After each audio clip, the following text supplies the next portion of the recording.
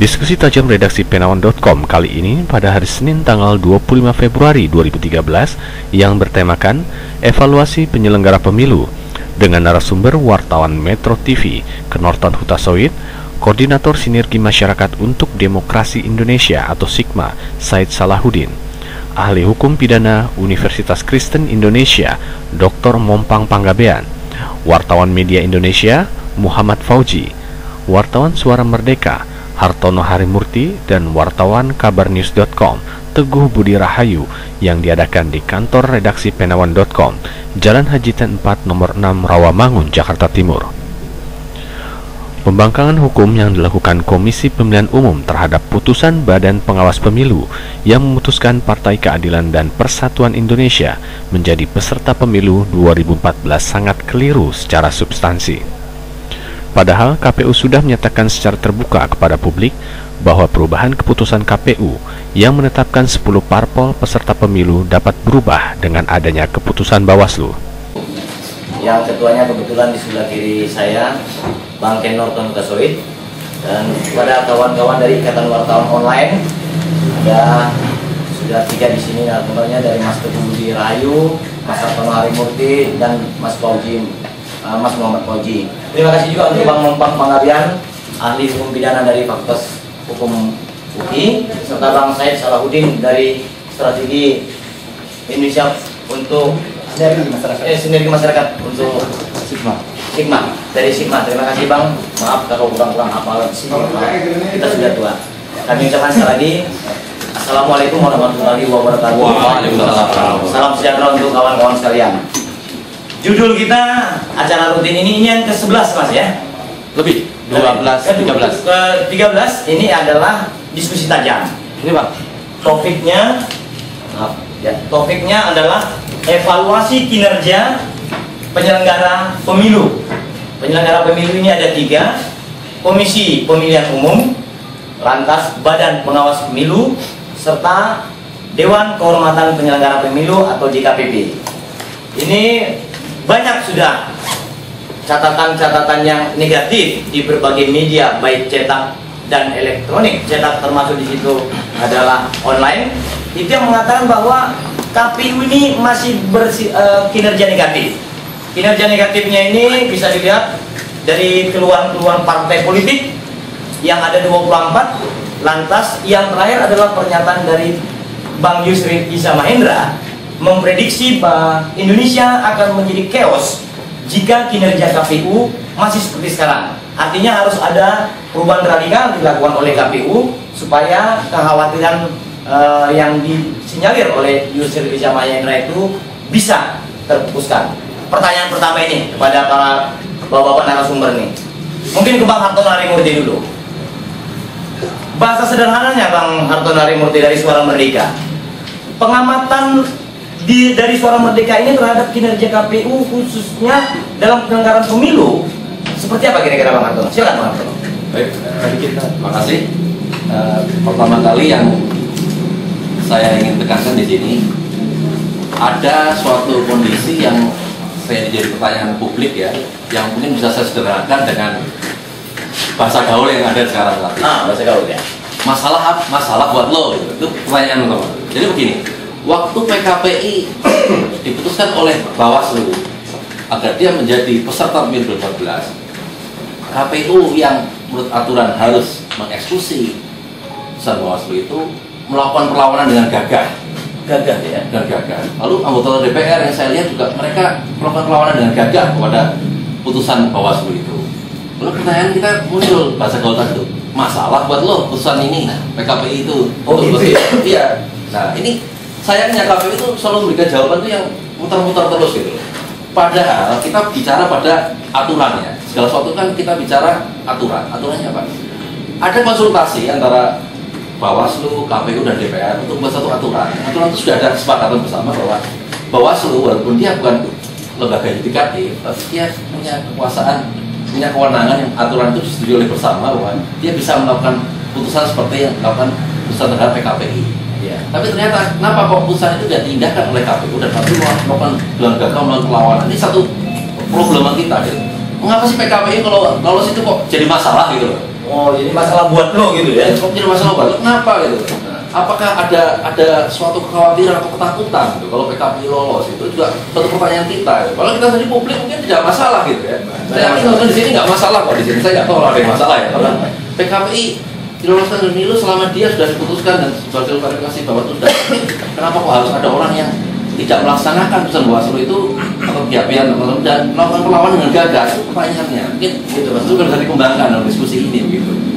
Dengan segala macam pro kontranya bisa gitu. Mungkin dari saya seperti itu. Ya, terima kasih Mas Nortono. Ini Bang Ken Nortono ini nyaris udah 5 tahun ya mengamati KPU, Bawaslu dan DKPP. Ini Bang Ken Nortono. Ini sekarang ditetapkan hanya 10 partai untuk sementara waktu sampai menunggu putusan pengadilan nantinya. Beda nggak sih Bang Ken Norton 10 partai dengan 38 partai pada periode 2004 lalu? Ini 10 ideal. Yang lalu berarti nggak ideal gitu. Apa kecenderungannya nanti bisa jadi 48 malah di tahun 2019? Bagaimana menurut pengamatan kawan-kawan jurnalis peduli pemilu yang dekat dengan KPU, dekat dengan Bawaslu, dekat dengan DKPP memperhatikan kinerjanya? Silakan Bang Norton. Ya, baik. Kalau saya lihat sih KPU, Bawaslu dan DKPP ya sudah bagus. Kan harus lebih bagus lagi. Oh, harus lebih bagus lagi ya. Bagusnya memang ada sebagian yang fenomenal, tapi ada juga yang khawatir ya. Nah, kalau kita Khawatir itu seperti apa maksudnya Bang? Nah, kalau begitu, kalau kita lihat dari fakta-fakta yang belakangan ini terkait dengan misalnya KPI atau penetapan parpol hasil verifikasi faktual, saya mendengar informasi bahwa di KPU sendiri payung hukumnya sendiri pun sebenarnya belum ada ketika itu. Oh, belum ada. Ketika ditetapkan bahwa ada 10 partai politik peserta pemilu, sebenarnya payung hukum peraturan KPU-nya sendiri masih dalam proses pengajuan ke Kemenkumham. Oh, berarti ini menjadi pertanyaan juga, dan ini yang belum pernah terungkap ke publik. Saya kira ini harus menjadi perhatian. Apakah yang 10 partai itu memang sudah sesuai dengan yuridis formalnya, legalitasnya gitu. Nah, apabila misalnya ditetapkan berdasarkan peraturan KPU yang belum diundangkan, bagaimana keabsahannya? Ini menjadi pertanyaan. Yang mungkin teman-teman wartawan bisa menyelidiki benar nggak informasi ini gitu. Ya, tapi harus dicek ini apa benar atau tidak. Itu yang pertama. Yang kedua terkait dengan adanya putusan Bawaslu terkait dengan PKPI dan partai-partai lainnya. Nah, kalau kita lihat di sini Bawaslu ada benar. Karena apa? Karena Bawaslu memang diberikan kewenangan untuk menyelesaikan persoalan ini ketika terjadi sengketa. Kalau kita mengacu pada pasal 259 Undang-Undang Nomor 8 Tahun 2012 ya. Iya. Nah, kalau kita mengacu pada itu, ya KPU, Bawaslu berwenang untuk memutuskan dalam hal menyelesaikan. Hanya saja di dalam undang-undang ini memang disebutkan, di dalam pasal 259 disebutkan apabila tidak tercapai penyelesaian karena khusus pencalonan dan verifikasi partai politik itu dikecualikan dalam hal putusan final dan mengikat. Tapi kalau dibaca berikutnya poin-poinnya bahwa memang berkewenangan untuk menyelesaikan. Dalam hal tidak bisa diselesaikan, pihak yang bersengketa yang merasa dirugikan oleh KPU bisa mengajukan gugatan tertulis kepada petun. Nah, hanya saja Bawaslu sudah memutuskan bahwa ada yang dimasukkan, direkomendasikan untuk masuk sebagai peserta pemilu, ada yang tidak direkomendasikan. Di sisi lain, KPU saya kira ada benarnya, dia harus mempertaruhkan dirinya dong bahwa dia bekerja secara punya akuntabilitas gitulah, bahwa kerja kami sudah benar, gitu kan? Hanya saja fakta-fakta yang kita temukan, apakah itu data pihak-pihak PPRN, DKPI, PBB, itu ternyata di lapangan di beberapa kabupaten kota, KPU kabupaten kota, ada karena ketidakhadiran KPU daerah, sehingga partai politik yang bersangkutan dinyatakan, katakanlah misalnya ketika memverifikasi faktual berapa orangnya, berapa pengurusnya, dikatakan oh tidak datang. Padahal mungkin bisa juga karena force major, situasi alam atau hujan. Tapi ketika diminta datang lagi, KPU-nya sendiri tidak datang, KPUD-nya sendiri tidak datang. Padahal mungkin partai-partai mungkin pengawas datang, yang lain datang, tapi KPU sendiri tidak datang.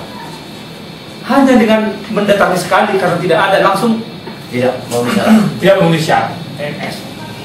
Ini menjadi pertanyaan, dan nanti apapun putusan Bawaslu terkait dengan rekomendasinya dan apa sikap KPU tidak melaksanakan, itu nanti bisa dicek di DKPP, Dewan Kehormatan Penyelenggara Pemilu. Bisa, ya. Apakah memang persoalan ini karena ketidakprofesionalan dari KPUD sendiri sehingga partai politik tertentu tidak lolos.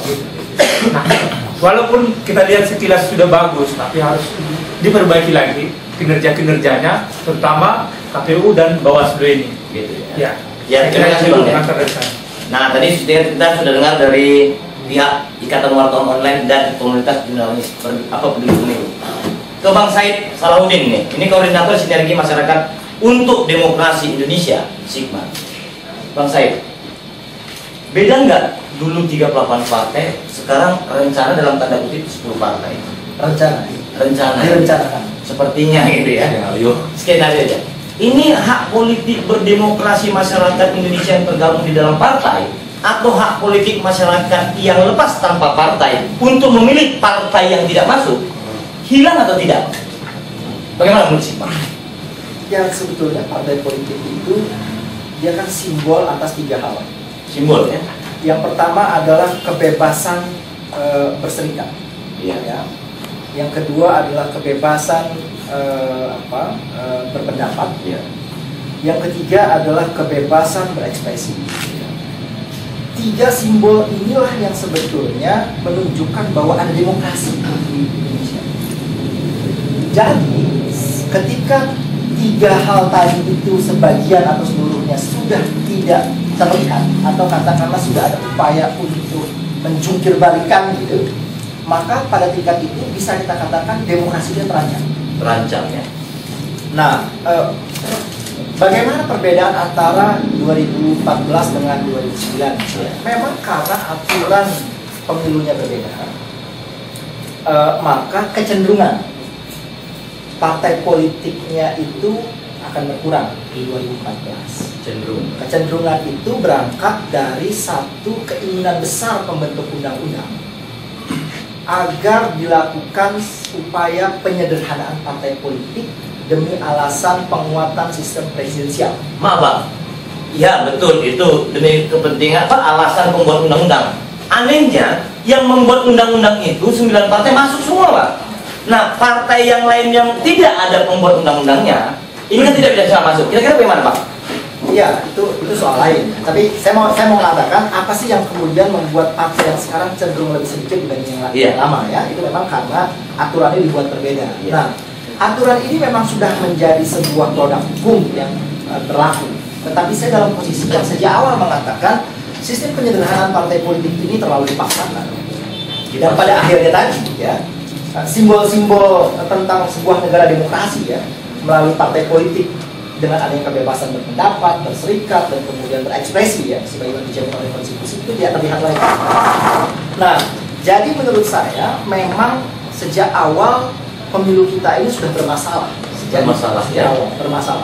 Bermasalah dari peraturannya dulu, yaitu undang-undang pemilunya, undang-undang 15 2011 dan undang-undang 8 2012. Undang-undang 15 bermasalah terbukti ketika MK membuat putusan ya nomor 81 seingat saya ya, itu tentang niat dari partai politik yang ada di Senayan itu untuk menjadi penyelenggara pemilu. Itu dia mau masuk ke KPU, dia mau masuk ke Bawaslu, bahkan dia secara otomatis masuk ke DKPP. Itu dianulir oleh MK.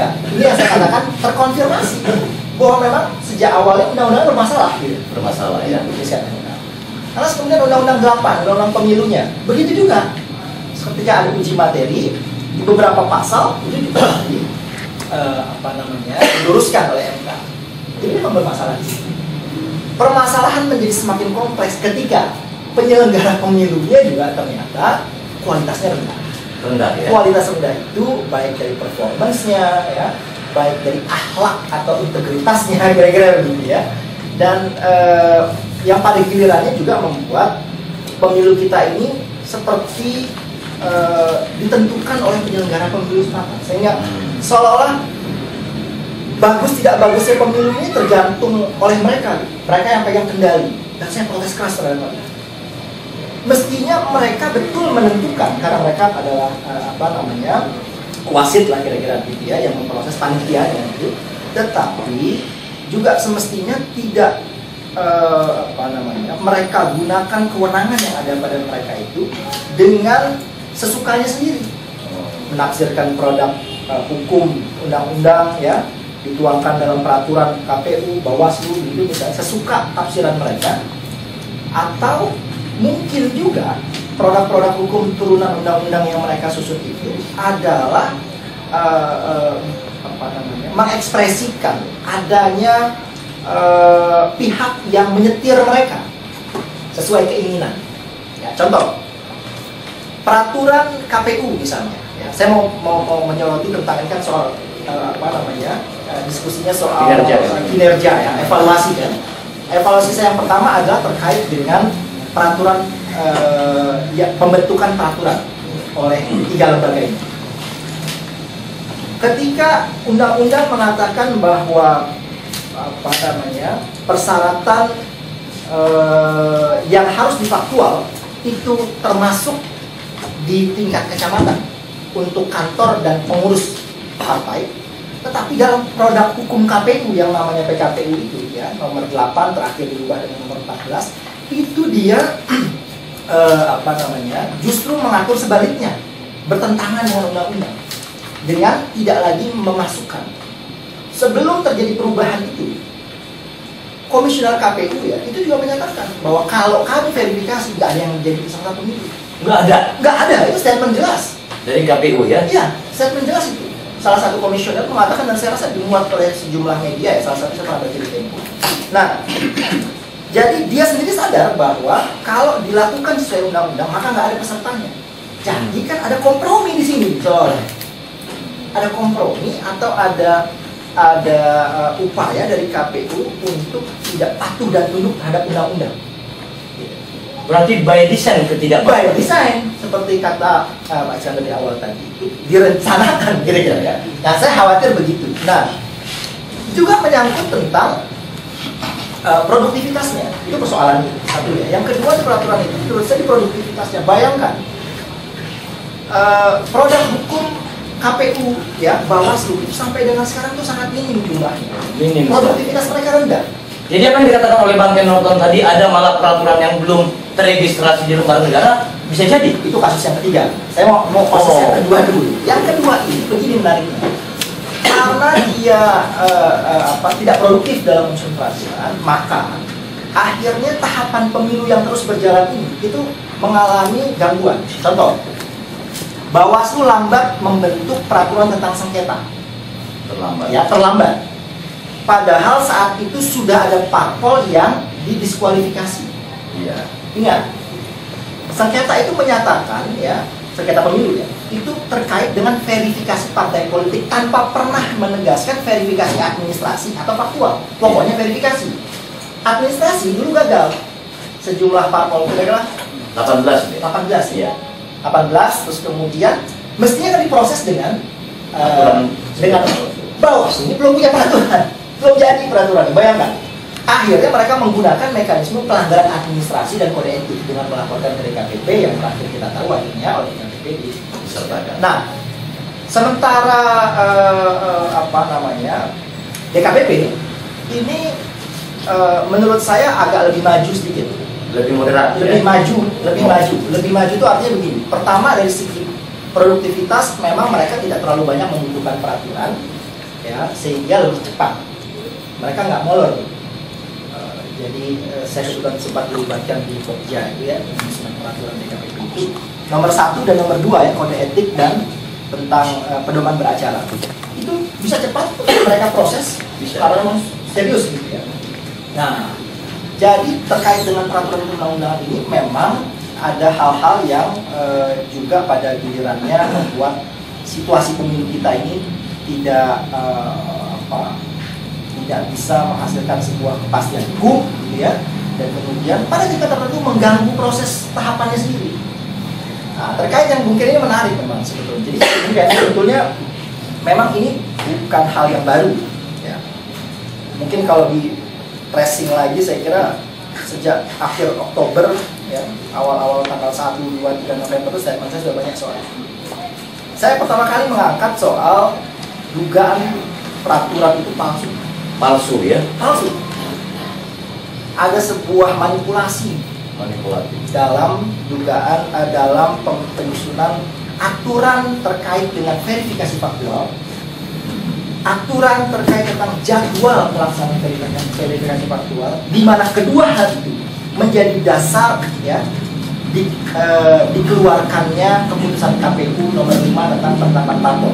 Siapa yang bisa ikut, siapa yang tidak? Iya, berdasarkan dua aturan ini. Kalau dua aturan ini bermasalah, ya, mestinya keputusannya juga menjadi bermasalah. Ya. Gitu. Oke Bang Said, ya sementara kita lihat dulu dari angle yang berbeda. Bang Mompa, ini tadi dugaan sinyalemen dari mulai Mas Artunari Murti, Ken Norton Utasoid, baru Bang Said. Kalau di dalam pidana, siapa melakukan tidak pidana ya dihukum, kan gitu dia Bang Mompa.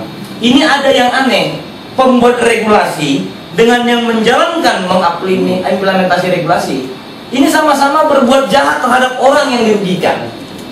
Dalam konteks pidana, berniatnya mereka ini masuk kategori pidana seperti umumnya atau ada kategori pidana tertentu? Bagaimana kira-kira Bang Mompa? Ya, kalau kita bicara tentang tindak pidana, memang pertama-tama yang patut disoroti menyangkut pelakunya adalah unsur kesalahan. Unsur kesalahannya. Kesalahan itu kan sikap batin yang dimiliki seorang pelaku sehubungan dengan perbuatan yang dilakukan. Nah, jadi terkait kepada motif tadi, kalau memang sudah ada sinyalemen bahwa ada niat-niat atau motif-motif terselubung di balik itu, katakanlah menyangkut persoalan untuk tidak meloloskan partai-partai kecil yang tidak diperhitungkan dan sebagainya. Ini kan suatu indikasi bahwa niat itu sudah ada. Niat itu sudah ada ya? Niat itu sudah ada, walaupun secara faktual ketika mau dibuktikan sebagai suatu tindak pidana masih harus kita validitaskan dulu apakah dia memang sudah menuju pada terbentuknya suatu kesengajaan. Iya. Nah, artinya kesengajaan di sini kan bukan suatu kelalaian. Iya. Nah, dalam kaitan dengan persoalan-persoalan tadi, tentunya kalau memang ada dugaan atau sinyalemen bahwa ada kesengajaan KPU melakukan suatu ketentuan yang sebetulnya sudah tidak jelas. Nah, ini kan berarti sudah ada semacam skenario yang menuju kepada adanya kesengajaan tadi. Nah, kalau motif tadi sudah ada di balik kesengajaan itu, nah ini yang harusnya menjadi tugas dari aparat penegak hukum untuk menelusuri sampai sejauh mana sebetulnya motif itu sudah dimiliki oleh apakah itu pembentuk undang-undang kalau memang itu pada aras legislatif ya. Karena kalau kita kembalikan kepada pertemuan-pertemuan atau kongres PBB, ya yang namanya kejahatan itu bukan hanya dilakukan oleh individu yang ada di dalam masyarakat, tapi bisa juga dilakukan oleh negara. Instrumen negara ya? Ya, bisa juga dilakukan oleh legislatif. Iya. Nah, ini yang berbahaya kalau dikaitkan kepada iklim demokrasi kita.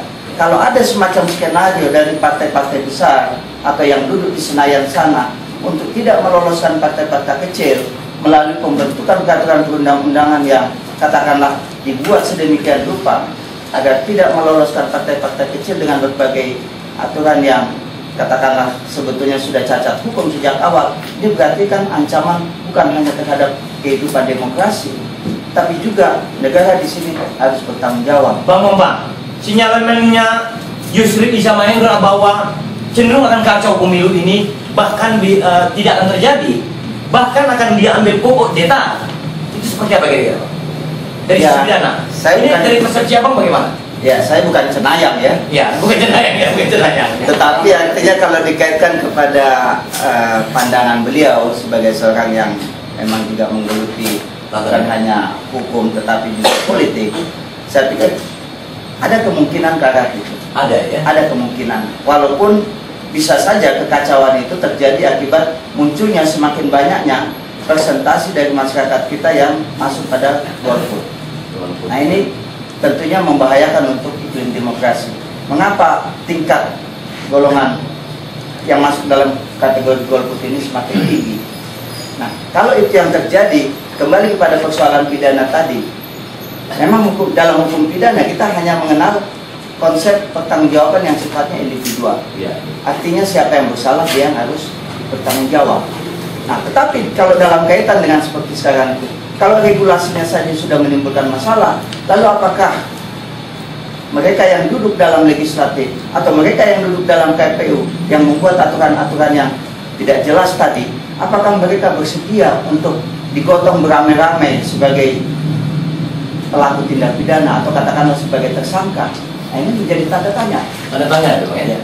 Oke Bang, kalau gini Bang, ini Bang Said ini dan Bang Mompang serta mungkin dari Mas Fauji ini.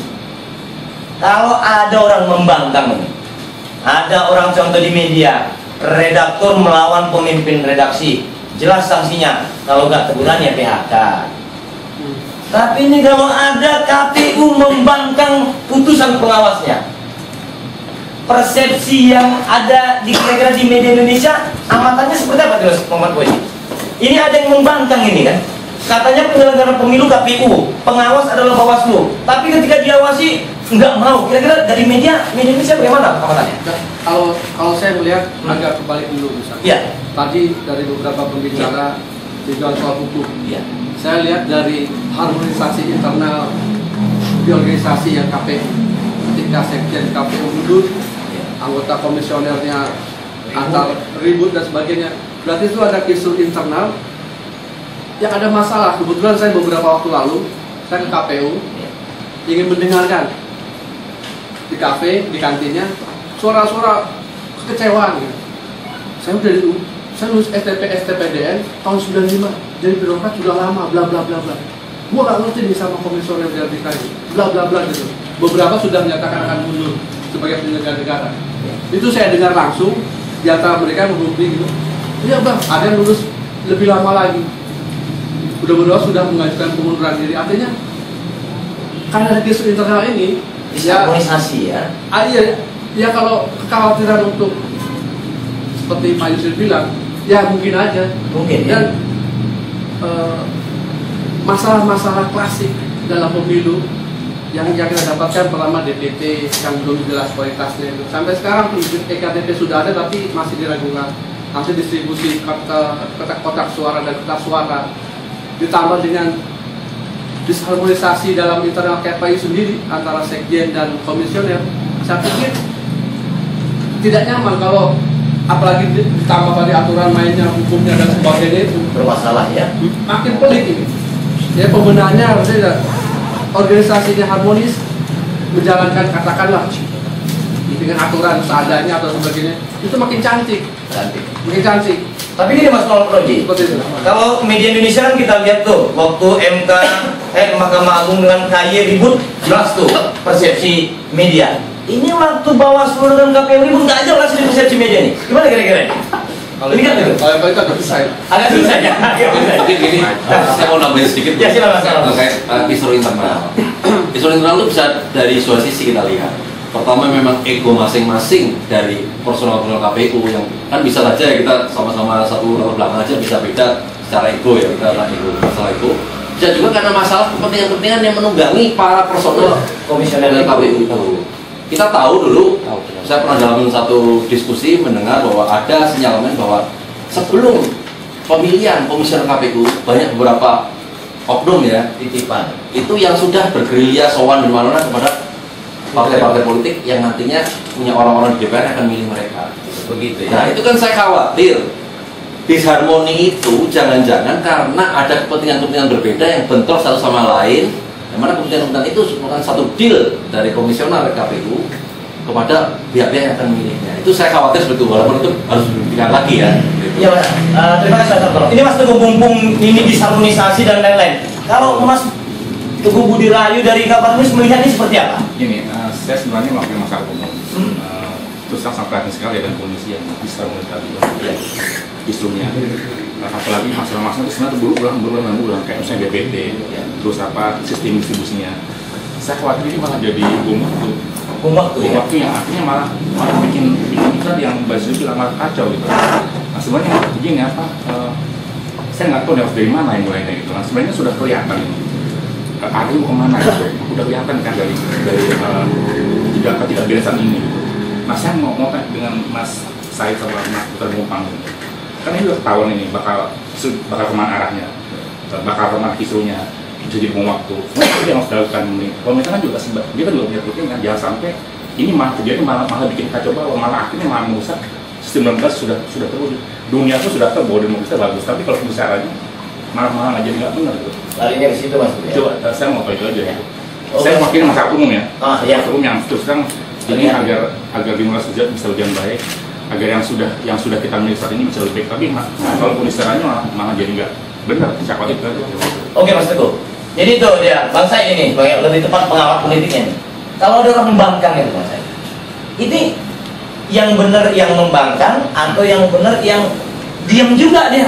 Ya udahlah ya dibangkang diam aja gitu kan. Ini gimana nih yang abang melihatnya? Kalau kasusnya itu KPU dan Bawaslu ya. Ini attitude membangkangnya? Iya. Ya tentu saja sebuah pembangkangan itu kan harus dilihat dulu pada hal yang dibangkangnya itu apa? Substansi pembangkangan itu apa? Kalau dia membangkang untuk sesuatu yang memang layak untuk dibangkang, betul dia? Betul ya? Betul dia. Dalam kaitan ini? Jadi misal ya, saya mau kasih contoh. Ada misalnya fatwa ya, Mahkamah Agung tahun 2009 akhir ya, perseteruan antara KPU dan Bawaslu juga terkait dengan rekrutmen Panwaslu untuk pemilu kada saat itu. KPU menginginkan agar rekrutmen itu oleh mereka sesuai Undang-Undang 22 2007 saat itu ya. Bawaslu menginginkan Panwaslu 2009 di pemilu, pileg dan pilpres itu otomatis saja ribut mereka miriplah seperti sekarang, majulah dua-duanya ke MA. Ke MA itu minta fatwa. Kata MA apa? Ya kalau memang ini Anda kesulitan dua-duanya ya sudah kembali saja kepada Undang-Undang 32 2004 tentang Pemda yang mengatur rekrutmen itu oleh DPRD. Nah itu ngawur gitu, karena ngawur harus dibangkang gitu kira-kira. Karena ngawur makanya dibangkang. Nah, jadi menurut saya harus lihat dong apa substansi pembangkangan. Nah, apa yang terjadi oleh KPU dengan Bawaslu ini menurut saya memang tidak tepat jika dibangkang oleh KPU. Karena sesungguhnya dia sendiri mengakui bahwa dia boleh, keputusan dia boleh dianulir oleh keputusan Bawaslu dan DKPP ya. Keputusan 05 soal penetapan fatwa itu hanya bisa dibatalkan oleh 3 putusan. Satu keputusan Bawaslu, diakui itu di keputusan tersebut di tum kelima saya kalau nggak itu. Atas kemudian oleh putusan PT Tun, kemudian oleh Mahkamah Agung. Jadi kalau ada pendapat atau tafsiran hukum dari lembaga lain, mungkin kita bisa memaklumi jika ada lembaga yang lainnya mengatakan bahwa saya nggak setuju dengan tafsiran Anda. Tetapi ini enggak, dia sendiri mengakui dan tertulis dalam diktum kelima itu bahwa keputusan ini dapat berubah ya berdasarkan keputusan Bawaslu.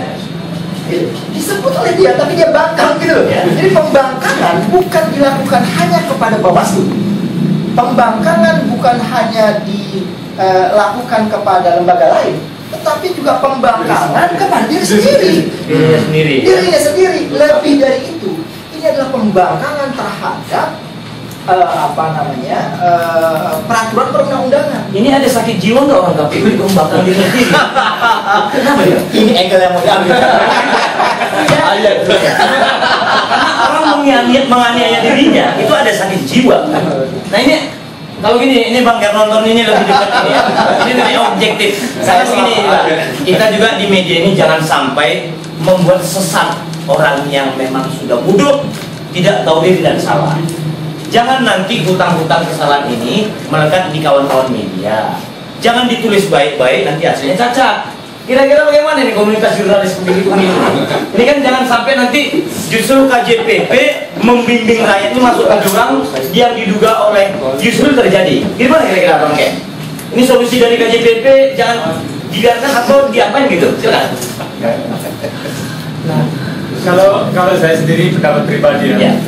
Jadi kita lihat dari perjalanan mulai dari gugatan terhadap KPU, kemudian putusan DKPP memasukkan 18 partai politik. Kalau kita di sini ada kompromi-kompromi ketika misalnya ada kesalahan lalu ketemu kesalahannya lalu dikompromikan. Kompromi ya.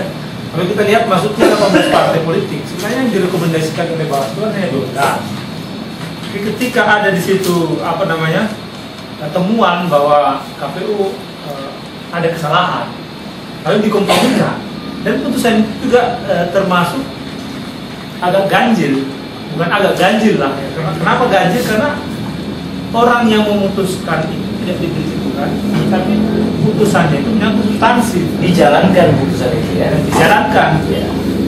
Jadi ada kemungkinan nantinya kalau misalnya partai-partai politik yang kemarin putuskan oleh Bawaslu, ada yang dimenangkan KPI, ada mungkin yang belum dimenangkan. Ini ketika masuk ke DKPP, ini bisa jadi lain ceritanya. Bisa lain ya. Ketika ditemukan misalnya ada unsur-unsur yang langsung menolak ke jantungnya KPU, nah itu bisa kompromi. Nah ini jadi soal nantinya. Tapi ya kita lihat aja nanti apakah misalnya nanti ada putusan apakah TUN, apakah DKPP nyangkut ya adanya partai politik yang masuk lagi, atau jangan-jangan 10 partai politik itu juga dipertanyakan kan gitu. Malah ada yang keluar gitu ya. Nah, ini jadi keluar masuk gitu Bang Ken ya. Saya kira itu. Oke, terima kasih Bang Ken. Jadi begini ya Bang Nompang. Ini kan kalau kita lihat ada yang sedikit keliru lah ya. Kebijakan-kebijakan seperti ini sebenarnya kalau orang-orang pidana melihat bolehlah sekarang mungkin orang KPU Bawaslu nyaman tidurnya. Sampai tahun 2014 April mungkin nyaman. Tapi belajar nggak mereka dengan kasus Nazarudin dulu, ketua KPU? Nyaman dia tidurnya menghantarkan partai berkuasa. Setelah itu masuk penjara dia. Cenderung nggak kira-kira bisa terjadi nggak itu terhadap KPU ini? Ya, memang kita tidak bisa sangkal ya. Hukum kita juga masih diskriminatif ya. Masih diskriminatif. Masih diskriminatif. Itu catatan saya yang pertama. Sehingga ada juga kecenderungan ketika seseorang itu masih memiliki kekuasaan politis atau entah kekuasaan apapun itu, pada tahap demikian sulit untuk dijatuhkan. Sulit. Ya. Ketika dia sudah mulai digoyang, barulah kemudian bisa diusut atau bahkan dimasukkan ke dalam sel.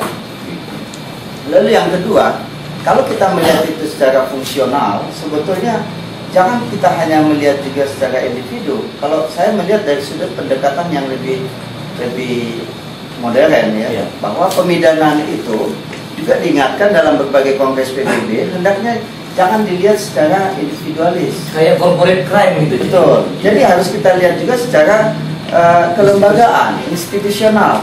Jadi dengan pendekatan yang sifatnya fungsional demikian, kalau ada kesalahan individu yang tergabung di dalam KPU ataupun lembaga-lembaga lain seperti Bawaslu misalnya, apakah tidak bisa dikaitkan juga kepada kebijakan-kebijakan atau aturan-aturan yang dikeluarkan yang tadi oleh teman-teman ditengarai memiliki cacat-cacat hukum, bahkan ada yang sama sekali belum ada payung hukumnya tapi sudah dijalankan.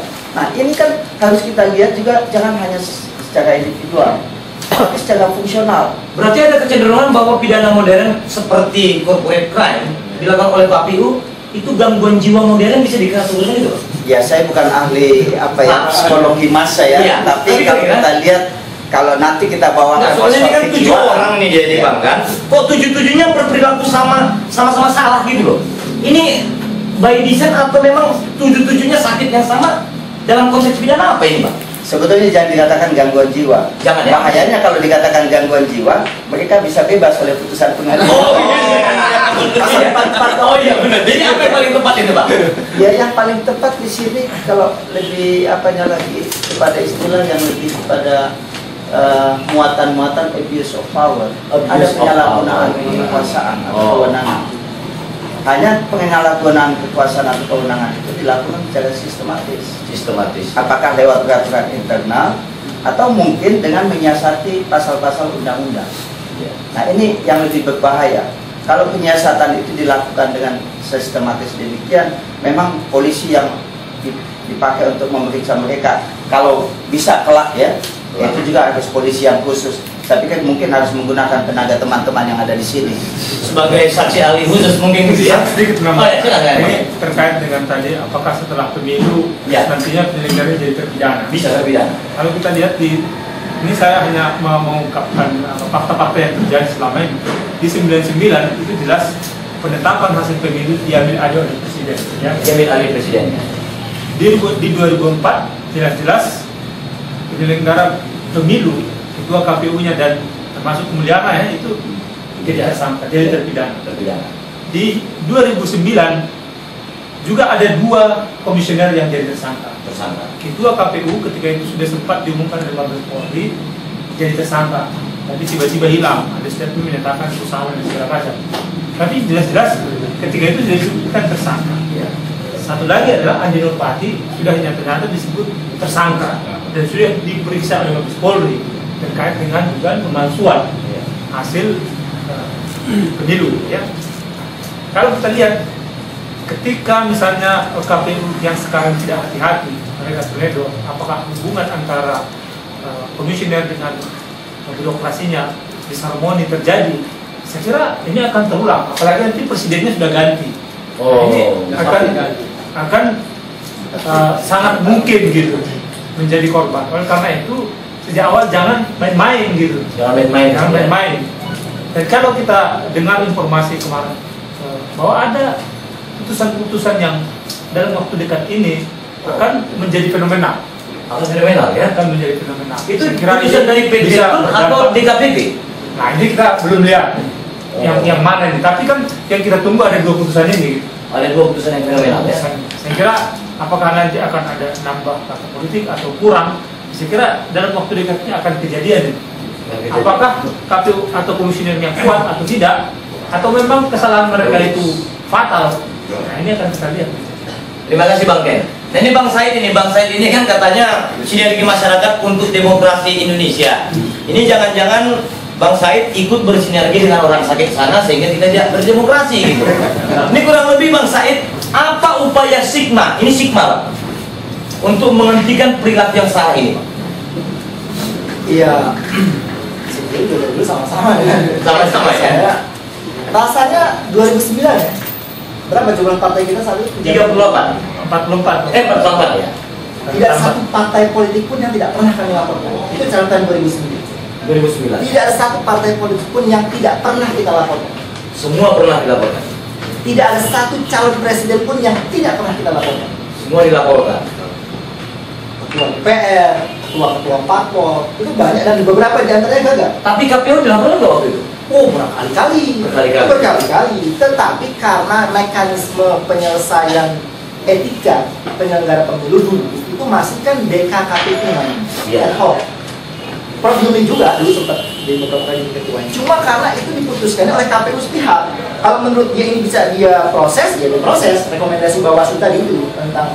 Nah sekarang kan beda. Dia tidak lagi diatur, ditentukan oleh KPU-nya, tapi di KPP-nya sendiri. Yang sekarang sebetulnya proses tentang perbaikan kondisi pemilu itu kita lakukan. Satu misalnya, ketika saya geram betul ya, ada banyak pelanggaran pemilu yang dilakukan oleh KPU, tapi Bawaslu-nya diam aja.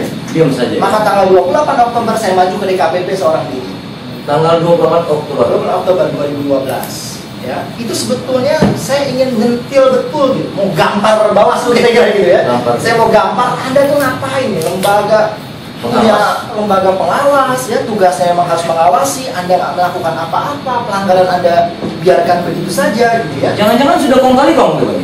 Boleh jadi. Makanya kemudian saya mau beri tamparan ke mereka, saya mau tunjuk, saya warga negara seorang diri pun mau saya melakukan ini. Anda punya tenaga, punya resource, punya segala macam, ya, punya power, Anda nggak gunakan itu. Ya karena kelihatan kong kali kong itu Bawaslu sampai sekarang tidak pernah melaporkan KPU loh ke DKPP. Oh pernah, dulu itu sekarang ini ya kasus PKPI. Makanya pada saat lalu di Oktober, 3 hari kemudian akhirnya tamparan itu kena, dia daftar, dia maju juga akhirnya ke DKPP saat itu. Nah, sekarang sebetulnya juga menurut saya Bawaslu harus digampar. Nah, bahasanya gitu. Harus digampar. Digampar itu kenapa? Karena proses terhadap penyelesaian sengketa itu tidak tuntas dilakukan oleh mereka. Apa tidak tuntasnya? Satu, kalau kita lihat kasus PKPI ya, misalnya sebagai karena contoh ya. Karena cuma satu-satunya parpol yang diloloskan, kita mau bilang apa? Cuma dia ya. Diloloskan Bawaslu. Mestinya Bawaslu itu nggak boleh diam. Dia harus melakukan 3 upaya. Ya. Pertama, kalau ditolak, maka dia sebetulnya bisa memproses KPU dengan kategori pelanggaran administrasi, yaitu pelanggaran terkait dengan tata cara, mekanisme, dan prosedur yang berkaitan dengan peraturan perundang-undangan. Hasil dari proses kajian dia itu namanya rekomendasi. Persis seperti dulu. Ya. Rekomendasi dia itu sifatnya menangkis kembali tolakan KPU tadi. Ya. Setelah dia putuskan, ditolak, dia kejar lagi dengan rekomendasi. Mestinya itu pelanggaran administrasi. Yang kedua, manakala dia melihat juga ada sebuah proses pembangkangan yang mungkin tadi ada delik pidananya, ya proses itu ke polisi, bukan dilakukan. Ya. Yang ketiga, sudah seharusnya dia maju ke DKPP. Harusnya ya. Pada acara yang lalu ya, Pak Nelson itu kan juga sudah mengatakan telah terjadi pembangkangan. Pembangkangan. Apa makna dari pembangkangan itu? Maknanya adalah Bawaslu sudah sampai pada satu kesimpulan telah terjadinya pelanggaran. Ya. So, kenapa dia nggak proses pelanggaran ini? Padahal ada ancaman pidana kepada Bawaslu sebagaimana diatur di pasal 320 Undang-Undang Pemilu. Kata Undang-Undang pasal 320 itu apa? Anggota pengawas pemilu yang tidak menindaklanjuti temuan atau laporan maka dipidana dengan penjara 2 tahun penjara dan denda 24 juta rupiah. Oke Bang Said, ini kan kita dengar tadi teman-teman, KPU menyiksa dirinya sendiri, Bawaslu mendiamkan dirinya walaupun dia aniaya orang lain. Ini ada satu presiden. Kayaknya 12 orang di sana itu suka menganiaya dirinya dan suka menganiaya orang. Ini jangan-jangan suka menganiaya demokrasi. Ini penutup kita.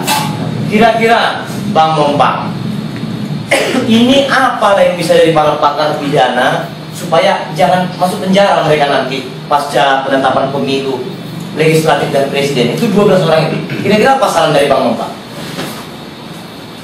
Ya, kalau kita lihat pada aturan yang sudah ada, ya memang kita harus akui kalau memang aturan-aturan yang sudah ada itu masih mengandung cacat, mengapa tidak sebelumnya itu kita lakukan dulu upaya untuk pembenahan. Ya. Kalau memang di Undang-Undang Pemilu ada beberapa cacat, mengapa tidak dimintakan dulu? Tapi dari tahapannya udah nggak bisa lagi nih Bang Mompang. Memang betul dalam kondisi saat ini sudah tidak mungkin ya kita lakukan. Namun kalau dari perspektif sosiologi hukum, kita harus lihat hukum itu kita ciptakan untuk manusia atau manusia untuk hukum. Oh, di situ. Artinya kalau kita kembalikan kepada hakikat bahwa manusia untuk hukum, artinya kita mengorbankan manusia demi kepentingan aturan, sejelek apapun aturan itu atau secacat apapun dia. Sehingga ya seperti tadi, marilah kita korbankan sebanyak mungkin masyarakat demi aturan-aturan yang sudah ada. Nah, itu yang pertama. Tapi kalau pandangan yang kedua yang kita gunakan bahwa hukum adalah untuk manusia, maka sejelek apapun hukum itu, tapi kalau memang kita bisa daya gunakan untuk kepentingan manusia, mengapa tidak itu yang kita lakukan? Meskipun kita harus pahami, kita harus sadari dia memiliki kelemahan di sana sini. Tapi baiklah, kenapa kita tidak lakukan? Kalau seperti tadi misalnya, sudah jelas-jelas Bawaslu bisa diancam pidana karena persoalan tadi. Mengapa mereka tidak punya lagi keprihatinan untuk itu? Nah, ini yang harusnya juga kita tumbuh kembangkan di dalam masyarakat kita. Kalau seorang anggota Bawaslu tidak lagi takut pada ancaman pidana semacam itu, berarti ada yang salah. Ada yang salah. Ada yang salah pada aturan-aturan itu sendiri dan bagaimana penerapannya. Nah, kenapa begitu? Mungkin juga ada persepsi yang berbeda-beda. Mungkin penegak hukum sendiri pun banyak yang berpandangan Bawaslu belum melakukan pelanggaran hukum. Mungkin ada sebagian kalangan memandang begitu. Dan kalau kita lihat dari sudut ancaman pidana pun, kalau tadi dikatakan ancaman pidananya misalnya 2 tahun ya, saya pikir itu juga sudah didesain sedemikian rupa oleh pembentuk undang-undang. Padahal kalau kita lihat sesungguhnya tindak pidana yang semacam ini dalam negara-negara modern ini sudah dianggap sebagai kejahatan yang serius. Sehingga ancaman pidananya sudah harus di atas 5 tahun. Harusnya. Kenapa kita menggunakan hanya 2 tahun? Jadi seolah-olah ancaman pidana yang ada di pasal-pasal undang-undang pemilu ini pun cuma menjadi macan di atas kertas. Itu jangan-jangan cuma macan yang dipakai untuk topeng-topeng pada saat gongsi pancai. Gongsi pancai ya. Jadi terima kasih Bang Said, Bang Genorton, Mas Fauzi Muhammad Fauzi, Mas Nartono Rimurti, Mas Teguh. Terima kasih untuk teman-teman dari televisi, koran dan online lainnya. Mohon maaf jika ada salah-salah kami tidak bisa membuat konklusi, tapi teman-teman lah yang menuliskan sesuai dengan logika yang ada pada teman-teman. Silakan untuk melanjutkan wawancara dengan teman-teman. Silakan. Dari redaksi mau menyerahkan kepada Mas Said karena beliau kemarin itu minta ada sebuah rekaman pengakuan dari Nelson Simanjuntak bahwa dia itu akan mundur secara pribadi, akan mundur dari Bawaslu. Ini dia hasil liputan diskusi tajam kita tanpa menghalang sedikit pun. Artinya durasi sekitar 1 jam. Jadi bahwa Nelson secara pribadi siap mundur. Jadi seketika dia membantah bahwa dia tidak pernah ngomong seperti itu, tidak benar. Inilah hasilnya. Saya makasih banget buat sama Penawan dan Iwo ini, dan ini saya kira kalau memang ada temuan kita akan proses. Kalau ada memang pelanggaran kode etiknya yang bersangkutan tentu akan kita masukkan ke Dewan Kehormatan. Bawa ke penjara, Pak. Ya. Terima kasih untuk semua teman-teman. Terima kasih kepada para narasumber semuanya yang sudah berkenan hadir dalam acara diskusi tajam kita kali ini. Mudah-mudahan para narasumber berkenan hadir dalam acara diskusi tajam kita selanjutnya, tentunya dengan topik-topik yang berbeda. Terima kasih dan sampai jumpa.